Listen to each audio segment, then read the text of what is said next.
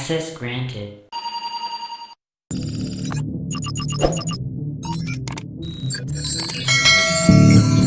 Magandang araw po sa inyong lahat.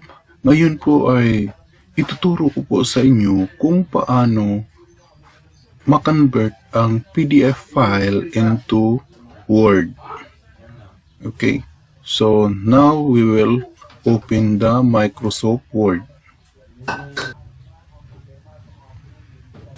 So, ito na po ang Microsoft Word. Okay, step 2. Drag the PDF file to the Word.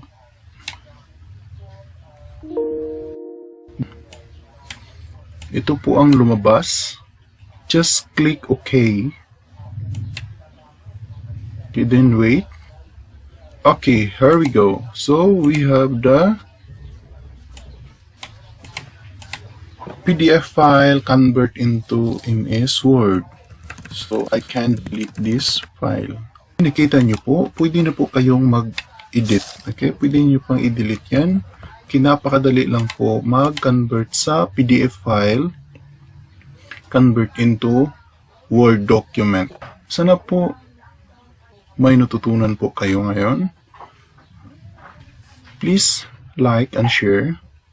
Sa hindi pa po nakasubscribe, please click subscribe para po ma-update kayo sa iba pang mga tutorial ko. Marami pong salamat. Access granted.